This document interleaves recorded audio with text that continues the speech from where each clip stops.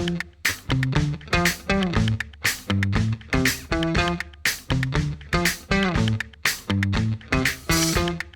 everybody. Welcome back to Off the Wall. I'm Mike. And I'm Bogz. The day we've all long waited for has finally come. Deadpool and Wolverine has hit theaters. These two legends have finally been on screen together in what is truly the buddy superhero film of the generation. I loved it. Bogz, what about you? Yeah, if there's one word I can summarize this as, is fun. Yeah. From start to finish, from the first scene to the last, to the end credits as well. It was a lot of fun. It had a lot of pressure and responsibility going in. Can it save the MCU? Can it bring all the fans back, etc.? And like I said, to summarize, to simplify it, it was so much fun. I think every single scene they tried to make fun. So I do have issues with it. I don't think it's my favorite MCU or anything like that. But I had so much fun with it. I was laughing and smiling throughout, and I haven't done that in an MCU movie in a very long time. So it was definitely a good time. You and I were talking about it right before we started rolling, which is like thinking back of going to see MCU movies in the last few years has been a little tumultuous. I've enjoyed the MCU more than most people, but even I can admit, Quantumania wasn't what we thought it was going to be. You know, Black Panther Wakanda Forever wasn't, kind of what we were hoping it was. Thor Love and Thunder, things that were kind of a mess. And yeah, you had stuff like the Marvels and Shang-Chi that were a bit more enjoyed by the audience as a whole. But you have the Guardians Volume 3, which knocked it out of the park. But this was the first time coming out of an MCU movie that like my face had that like when you've been smiling so much, just having the fun, your cheeks just kind of hurt. And I hadn't had that at a Marvel movie in a while. No, it was good. Like I said, it was particularly their chemistry that I was liking the most, on top of the cameos, the music, obviously the action scenes, humor, etc. But it was mainly them two's relationship. In particular, Hugh Jackman as Wolverine. He played a super angry version of him, but I liked it a lot, and it was so good to have him back. They made so many jokes about fourth wall, breaking stuff, about how they're going to use him until he's 90 years old, etc., etc. So, until you're 90. Yeah, they're probably right. They might do, as long as he's willing to do it. But it was them two that really sold it, and they pushed it hard on the marketing as well. Especially since almost a little too much. Yeah, a little bit, but they're so good together. They're so funny, and Ryan Reynolds has got such a knack of just his comedy timing and that kind of thing. It makes it so watchable and entertaining. So they are really good together. I didn't mind it. Like I said, the build up for the marketing I thought was right. It wasn't too much, but like over the last 3-4 days, I've just seen everything everywhere these two are on. Every single thing recommended to me on YouTube and other whatever social medias is just literally this. It's been a little excessive. One could almost wonder if this is their way of saying this is what it's been like to be us for the last few years.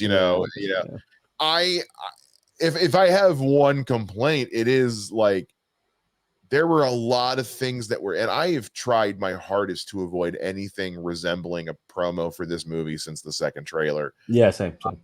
And the things that I've seen them put in trailers that were going up on TikTok and YouTube Shorts and Reels and YouTube and things like that, it had, the things that were in them. I realized that in the long run, they were inconsequential to the plot of the movie. Mm-hmm. But and throwing this up just in case it's not clear, but hey, it would have been really cool if Sabretooth showing up wasn't in the trailer. I would have enjoyed that a lot more. Don't get me wrong. And I had a buddy ask me this on the phone this morning. He said, is it true that the cameos that have been in the trailers don't scratch the surface? I said, oh, you're not ready. I said, you'll never be ready. There is no being ready for what's coming. You're not ready. Yeah. But there are still some other ones. It's like, wow, man, would have been really nice if that wasn't in a trailer. Yeah, definitely. And They were fun though. I mean, the ones that Oh we yeah, did get, they're as you all said, great. yeah, they were so good. I do agree with you though, all a little bit inconsequential. Yeah. They were fun though, no doubt about it, and I was shocked to see some people. Don't get me wrong, but yeah, like I you said you have one criticism. I mean, I've got a lot.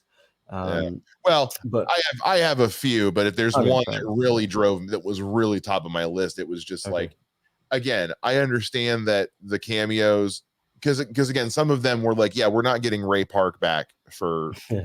for 3 seconds as Toad. Yeah. We're not even crediting an actor. It's Toad. He's not gonna do much. Like, I understand it, but at the same time, there is a certain I think that was Ray Park. no, it I think wasn't. that was I Ray Park. checked. Really? He's not credited Yeah, to it. you checked. Oh, okay, okay. Yeah, Because I thought, oh my god, they've got Ray Park back. no, So they didn't. No, okay, they Psylocke, and a couple others weren't credited. right, yeah, so yeah, But because that was not Olivia Munn. But right. no, it was just I had the same problem with like with BVS when they put the warehouse fight in the Mhm. trailer. Yeah, That yeah. warehouse fight should not have been in the trailer for that movie. No, that's a bad Nor should Doomsday for yeah. that matter, but that's another Yeah. conversation. So it's yeah, whenever there's stuff like that where it's like, I really wish that had been saved for the or for the movie. Wish that wasn't in Mhm, the trailer. mhm. So Yeah, maybe to get the bums on seats, who knows? But there was I thought that a few times in the movie. Actually, there was a few scenes that I knew what was coming because I seen it in the trailer. mhm. But obviously, we did get a lot more surprises. So not complaining too much about that, to be honest. But yeah, I do get what you say. We'll get into them. We'll get into the well. Why don't we go ahead and let's get through some gripage first before we dive into all the spoiler heavy things that make us excited. What were some of the things? Because I gave one of mine already. What's something about, because no movie's perfect. What was something Right. about this one that left you feeling a little wanting? Yeah, I got a few to be honest. So just to confirm, with Deadpool as a character, Yeah. I did struggle liking that first movie. For example, on the first watch for Deadpool 1, Oh. I didn't get his humor. I just Okay. uh, I found it gross a little bit as well. Like the graphic violence and stuff, and the way they do it. I just didn't get it. But upon rewatches and over time, I have learned to enjoy it more. Particularly the humor, particularly Ryan Gosling performance. I went Ryan. through the same thing. Sorry, Ryan. Ryan Reynolds, Ryan Gosling. Yeah, Ryan Reynolds. Yeah, yeah. Ooh. And yeah, I thought the same thing with the second one. Yeah. I didn't. I've so now that I'm prepared going in, Mm. I have accepted for what it is, but I will still say it is extremely excessive. Some of the action stuff. It is obviously you have to anticipate it going in, but even still, it still tops that level of violence. It is tough to watch some of the stuff for me anyway, and it's a bit gross, some of it as well. He even joked about necrophilia and things like that, and that did a little bit cross my mind actually, like before he even said it. So there's that. I will say I just don't like the TVA. They bore me to death. Oh, really? Yeah, I don't like the Loki show. So Yeah. just seeing the TVA, and I knew they were going to be in it, obviously, but and Oh, how yeah. he brings Wolverine back, I knew they were going to be involved. But they just bore me, honestly. It just because it just summarizes the endless amount of multiverse storytelling that they're just deep involved in from phase 4, phase 5, and I'm just sick and tired of this whole multiverse stuff. And I also the villains as well. I'd say is it Paradox, right? Do I remember that correct? Yeah. Paradox. Yeah. Okay, Paradox, Not and comics, by the way. yeah, and but who is in the comics is I forgot her name, but Xavier's sister. Uh, uh, Uh, you check on that. Cassandra. Yeah. Her, yeah, I'd say super one-dimensional villains. There's no Nova. connection. Nova. Yeah, no connection between Wolverine or Deadpool. Um, very mid to low tier villains. I wasn't really into them as a massive threat or anything like that.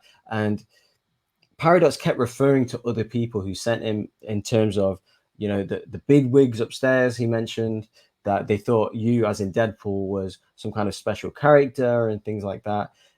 Who are these people? Who do you keep referring to have sent you? Why have you gone rogue and done this mission yourself? I was just a bit confused with the whole Paradox situation. And obviously, is it named Cassandra? She was, again, one-dimensional. I just thought she was completely forgettable as a villain. Yeah, that's it. Like I said, I do have a host of positives, but really these were the overriding. I did want to see, again, this is specifically my fault, but I did want to see some other cameos that didn't appear, mainly from the X-Men, whether if it's Jean Grey or Storm, you know, Halle Berry, Famke Janssen, etc. I could have seen a lot more. I was expecting a few of them actually, but again, that's me. Who I was hoping to see. Obviously, we did get good cameos. I'm not complaining too much, but yeah, just overall the plot I thought was a little thin as well. I was expecting a little bit more because they have actually sold the movie that this will fix the multiverse. This movie and the plot and the story is going to fix the multiverse and this kind of narrative. But for me, it's a very contained story. Yes, it's very fun, but and I'm quite glad in a way it is contained because it doesn't involve all the movies and the multiverse in general. But for me, it doesn't at all. It didn't solve anything. It doesn't save the MCU or anything along them lines. It's a fun, very contained story, which I totally get, which I understand. But from the marketing and from the, like I said, from the interviews and the way they've built up the movie, I was kind of expecting this to tie into other movies or the storylines, and it just simply did not, which I'm fine with as a consequence.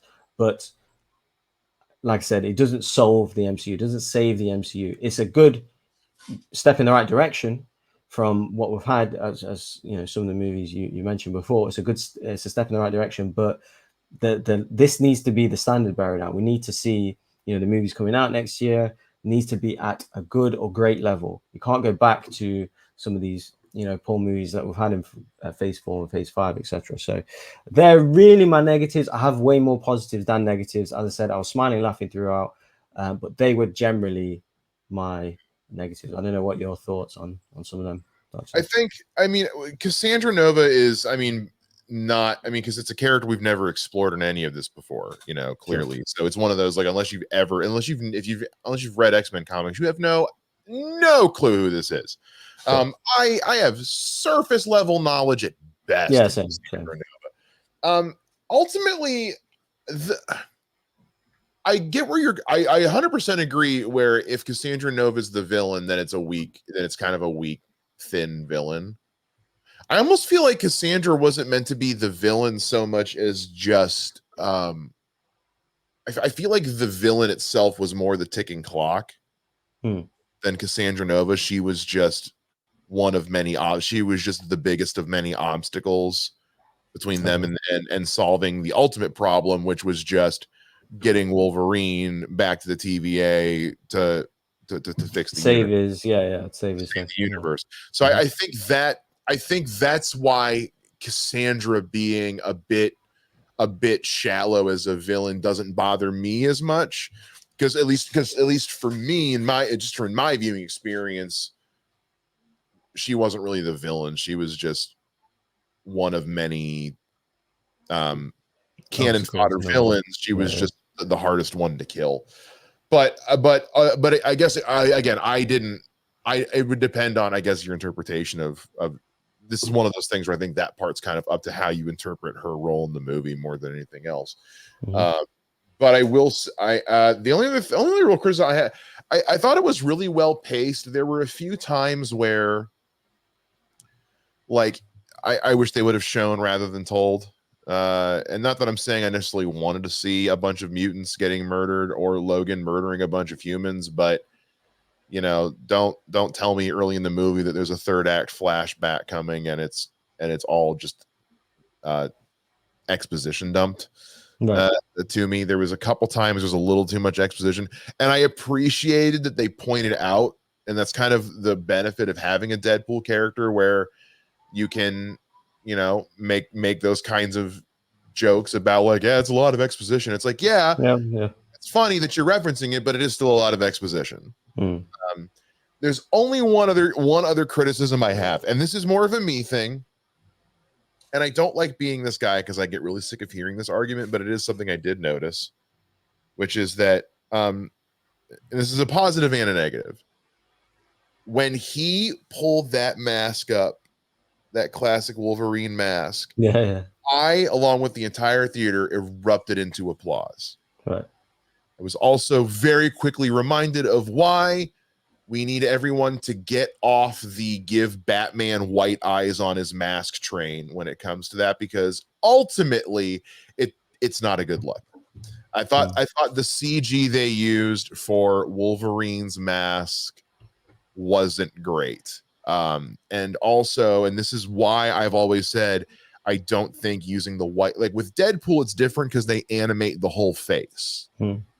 When you've got Hugh Jackman, he's acting, so you can't do that as much because you've got less room to play with. And so the final scene, the moment that he's kind of having at the end, he's still got the mask on. It was a little hard to have as much impact because everything's just dead. There's nothing happening here. Yeah, I get it. Yeah. And I have the same problem. That's why I always say it wouldn't work with Batman either. It's because, like, I need to see the acting in the eyes. Part of what makes Robert Pattinson work so well as Batman is because you can see how he's processing things with how he moves his eyes. You take that away, you lose a lot. We express as humans a lot in our eyes. Sure. So while it was cool to see, it was badass to see. I actually thought that, yeah, it was. Especially considering we just had X-Men 97, which absolutely rocked.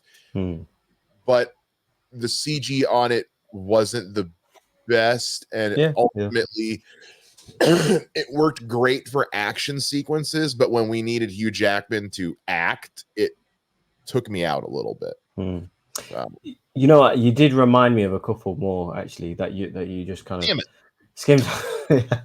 Yeah. So just shut up next time. Yeah, basically. No. So I will say it dragged in the middle part of the movie. I'd say after the cameo characters came in, you know, the core as in Elektra and the others, and Blade, and Gambit and stuff. When they all came in, after they all were kind of all introduced and stuff, mainly that action sequence where they kind of left through the portal. That whole action, I was borderline nodding off asleep.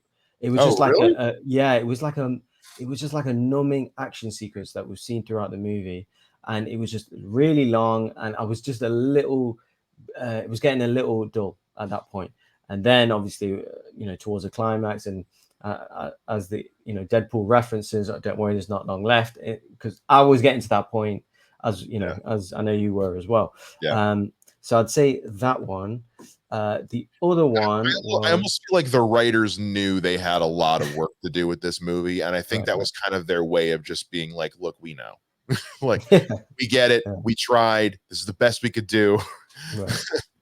Yeah, possibly. And I'd say the other one was when the Deadpool Corps were fighting Deadpool and Wolverine, which was great, which was so much fun. But the way that ended, I'm sorry, but when Peter came, I was like, does it end like that? Like, I know they're all goofy, and that's a part of that was the intention. They're like a goofy crew, and they're just all like, let's just forget it. And because I was thinking, how the hell are they going to get out of this? And then it was just that. I was like, oh, really? Is that the? I know he's a funny character and everything, but I think they had to do it like super convenient. Once all the Deadpool stand back up, it's like, well, what do? You can't kill them. Yeah, I know. So what are you going to do? So and much like at the beginning, when Deadpool says, how are they possibly going to do this without desecrating Logan's memory? We're not. It's like, how are we going to get out of this without doing something stupid? We're not. It's one of those things where it's a little contrite, even, but goofy. It is, but it's also a Deadpool movie, and so if there's one time where I'm going to kind of let get away with it, it's now. That being said, you're not wrong. Because I think what it is, I'm not all the way in on Deadpool. He can't, for me, he doesn't, Yeah. he can't get away with everything and just saying the most ridiculous things and doing the most ridiculous things and having the most silly action stuff. They have to earn it for me. So for me, I'm not as willing to let things go by. That's fair. Things like that Peter thing, when it's goofy, when it's too goofy, I'm pointing that out and saying, you know, that come on, guys, that's like you're going a bit like a bit above and beyond there with the goofiness. So yeah, that definitely stood out for me. But as I said, I have a host of positives. I don't want to sound too negative because it's so much fun. Let's get into it. Let's get into it, man. Let's talk about. I mean, and you mentioned him. I mean, I don't know what I shouted about louder. I mean, it was definitely Gambit, but when Wesley Snipes walked on screen as Blade, I was at a loss for words. I was just like, my friends and I were stunned. Yeah. And I really enjoyed that we got Channing Tatum's Gambit, and I really enjoyed that it wasn't that good. And I think that was almost like their way of saying, hey guys, this is why we never made this. like everyone, I don't know why. Like, I love Channing Tatum. I don't know. It's kind of like the I Hate Nickelback thing. I don't know where that started. I don't know where Channing Tatum's Gambit started. Right. But like, in what has Channing Tatum ever done to suggest he'd be a really good Gambit? I don't know. But it was, I loved that I loved that his accent was terrible. I love that he was kind of half baked because the movie was never fully, completed or anything. I don't even think it ever got off the ground. I love I love the reference of like, I think I was just born here. I don't think I ever actually technically and I love that they even called out how bad the accent was. Cause again, it's like, yeah, guys, you guys were all sitting here mad about this movie. For all you know, he tested for it and did trash. You just don't know, I thought he looked great though. I thought he looked great. Yeah. Yeah. The way his hair and his mask was, I thought straight out the animated show. But I want to go, Mike, to the start of the movie where he's dancing to NSYNC with his with Wolverine's skeleton as his dance partner. They got me. I was like, what the hell is this? Yeah, and just using the limbs and that was so much fun. And the dance moves and everything. I knew we were gonna have a good time from there. Something to think about. I think this might be the first time we've had opening credits in an MCU movie. Because usually you get a title card at most, and then the movie comes, you get your big animated credits, your credit scene, and then your regular ass credits. This one, we had the Deadpool credits like we always get, and then the movie ends and we go straight to regular credits. There was no, because I think this is the first time we've done that with an MCU movie. I know we've had like in Guardians of the Galaxy, like the credits have played while during an action sequence. But this is the first time we've had like an actual opening credit sequence in an MCU movie, I think. And it was possibly boring. It doesn't. I can't think of another time. I'm trying to right now, and I'm not thinking of one. I would say as well, like I'm sure I'm wrong.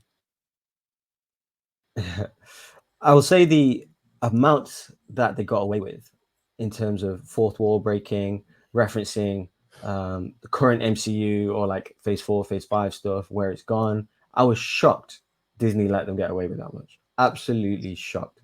I was too. Yeah, because if you're going in and you're expecting, or you're thinking, oh, Disney have, tailored down Deadpool, or absolutely not the case. No. Yeah, again, completely surprised with the amount that they've done. Yeah, exactly. Sorry, that was another negative as well. His crew not being involved in this. Yeah, movie. I wanted more of the his crew. Girlfriend and all the other crew that he's with. Like I was for like a few minutes here and there. Like his girlfriend's in it for like 2 minutes, and she's one of the best things of the first and second movie. So that was a bit gutted about. It's kind of like in and this is a weird example. It's like in Jurassic Park 3 when they split up Dr. Sattler and Dr. Grant. It's like no, nobody wanted that. Nobody wanted that. Yeah. And then they just get them back together and anyway, and the new one was terrible. But yeah, it's like nobody wanted to see Wade and Vanessa break up. Right? Yeah. Nobody wanted to see that. No, Like because he was like his anchor. yeah. I mean, So, that was part of what made Deadpool so special, was because it was a true love story, man. Like, and it made you root for him more as well. Yeah. Because you wanted a happy ending for him because he had so much bad luck, etc., etc. So, and he's like cursed with this superpower, and what he went through and stuff. So, yeah, I don't know. That's to me that felt like. Sorry, I didn't mean to interrupt you. No, go ahead. I was like, to me, that felt like the sacrifice of having. Wolverine. I mean, they made a couple comments about the budget in the movie, so to me, that felt like the sacrifice of having Ryan Reynolds and Hugh Jackman in this movie. Yeah. I mean, I think it. Plus, I mean, they say again, they say it with when they kill off Chris Evans. It's like, do you have any idea what he was doing to our budget? It's like, yeah, they had to pay Chris Evans post Endgame money for that time that he was on screen. Right. Like, he had a lot of time on screen. He had a lot of dialogue. Right. I want to know your favorite cameos as well. Like, Chris Evans. Obviously, apart from Wesley Snipes, as you said. Yeah, I mean, the Chris Evans one was just so good. I mean, the absolute bait and switch on that was so excellent. But if I'm being honest with myself, I think it might be Daphne Keane as Laura, because I loved Logan so much, and I've been so bummed out that she hasn't like had a bigger rise since Logan. Like, she is one of the best parts of The Acolyte, and you know, spoilers for The Acolyte, but I mean, they kill her off. She goes out like a champ, but it was just one of those. It's like, can we stop like putting her in things and then not doing anything with her? And so having her be in this and getting to see her be that thing for Logan, like be that anchor for him, that thing that kind of pulls him through, and to get to see her put on the pink shades and mess some dudes up was really cool, because it was one that I got to stop believing people when they say they're not in things. I genuinely believe she wasn't going to be in this one. So when she walked down the steps, I was like, yeah, but apparently that was in a trailer that everybody had seen. So I was like the only person in the theater that didn't know that was happening. I really, it's hard to pick one, man. I'm probably forgetting one, but I mean, I don't. It's hard again. Gambit and Wesley. Wesley Snipes' Blade. I can tell you right now that led to my favorite joke, which is just only one blade. Only we're gonna be one blade, and the look, the long knowing look that Deadpool gives to the camera, right, was chef's kiss perfection, man. The humor in this was some of the funniest, best comedy writing I've seen in a movie in a while. I think I say that with every Deadpool movie. Yeah, I'd say that best cameo was Chris Evans. Personally, I had no idea he was in it. None. And it got me with the bait and switch, the Johnny Storm thing, and they did that so good, and because his character had the most involvement for me in that show, and his death was badass as well. Like, it was so horrible. There were a lot of people in my theater who simultaneously went, oh! Yeah. And the way like Deadpool stitched him up, and Logan's like, you fucking idiot. Like, it's just, the whole thing was so good. That's why that's my favorite cameo, because for me, Blade, Elektra, Gambit, yes, they were so funny to see them on scene and cool. They didn't really have much relevance to the story. None. Or their characters didn't. Yeah, exactly. I'm being nice with that. Yeah. So whatsoever. Yeah, it's true. They're glorified cameos. They're That's basically just, here's the money we have left over for cameos. Get who you can get. Yeah, sure. And they have to be the Fox characters. Like, this is a love letter to the Fox universe, whatever. This is like the last one song of them. So I do understand that, but I feel like it is being there's a bit too much hype on them in particular compared to Chris Evans. For them 15 minutes he was in it, he had direct involvement in the story. He led them to this character who killed him off, and then there was a super funny thing which carried on a few scenes afterwards, you know, because obviously they were asking what happened to Johnny, how did he die, and he had to lie about that. And then at the end scene as well, so that had some relevance to the story at least, which could definitely got laughs out of me and stuff. So yeah, I think the reason those are getting talked about more is just because like Chris Evans showing up in this thing in any capacity is not super out of the realm of possibility because it is an MCU movie. Yeah, and there's been rumored that he will come back as well. Johnny Storm was never on my radar. I thought they were doing him as the Nomad, basically, which is kind of what they alluded to in Infinity War. I think the reason Elektra, Blade, and Gambit especially being there is because it's like not even in a million years. If you were to search the entire multiverse of Mike Shea, you'd never find one where I guess any of those three would have shown back in this movie. If you had told me, if you were to say like, hey, would you want to bet real American dollars that Chris Evans shows up in Deadpool and Wolverine, I'd say, well, yeah, there's obviously a chance. But if you had said, hey, what about Wesley Snipes showing up as Blade? I just said, no, there's no amount of money I would give you to make that bet. I think that you're right. Chris Evans' appearance far more impactful on the story of the movie. But because you could, I mean, granted, you can replace any of these cameos with any other cameo from that universe. Like I said, you could have just as easily had Johnny Storm be Mr. Fantastic or be you could have had a different Incredible Hulk. You could have had Edward Norton show up in this thing, for crying out loud. You know, the Hulk, when the Hulk showed up, I thought for a hot second we were getting Edward Norton or the other guy. I thought for just a second. I did as well. I'd say as well with the cameos, because there were a bit cameos for cameos' sake. I was like, as I alluded to earlier, I was hoping for some other more potentially relevant ones to Wolverine, like I said, like Storm, Jean Grey, that kind of thing. I was going to bring another point up. I totally slipped my mind. But anyway, yeah, I was expecting a few more impactful cameos, but it worked great for a lot of people, and it was super cool to see some of them, because I'd never thought Blade would be in it. I didn't see any of the marketing or anything. Maybe there might have been in some of the trailers and stuff. I had no clue, but for me that was all a surprise. Oh, and as well the dog. I thought the dog was adorable. Dog. It was the ugliest little thing I've ever seen. But I just thought just holding it and making out with it for like 2 minutes straight. Yeah. And him, I forgot that Deadpool character who owned that. I forgot his name. Nice Pool. Yeah. I thought he was funny. Sorry, eh?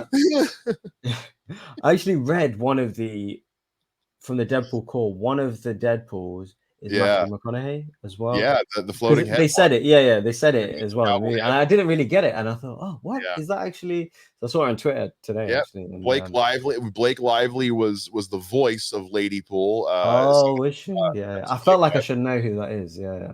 Yep, that's his wife. Because basically, the rumor was, is it going to be Blake Lively or Taylor Swift? Because he's friends with Taylor Swift, married to Blake Lively. One of my favorite things to come out of this was, and I'll say this as we start to wrap up here, which is Hugh Jackman posted on Instagram that if you ever want to feel like a nobody, go to a football game with these two, because the caption literally just read to Blake Lively, Taylor Swift, and others at the football game, and it's Ryan Reynolds and Hugh Jackman, and they just get labeled as others. Like he's like, that was some humble pie I had to eat. Right.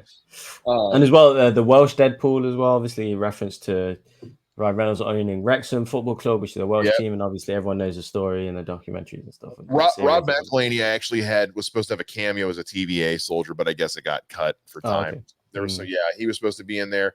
Henry Cavill as yes. I forgot. When he shot, first of all, when he said Henry Cavill, I lost my shit. When he shotgunned out his claws, I squealed. What the hell is going on? That was so cool. I forgot about that actually. It was I need to watch it again, because I can't pause it. I can't see all the Easter eggs. There's probably so many. Probably 100 that I missed.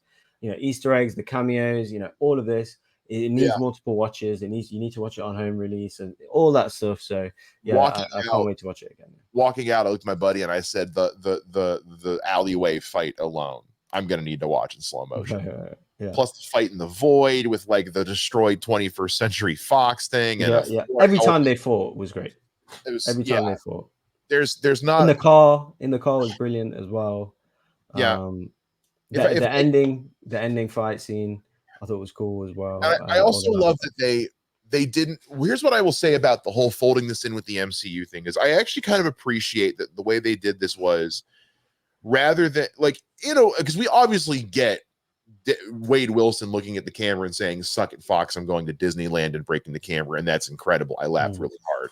But they didn't just close the book on everything that Fox Marvel has done up to this point with a middle finger. It wasn't like they didn't it was respectful. Yeah. This could have very easily, if they weren't careful, this could have very easily turned into beating a dead horse. And to me, it never felt like that.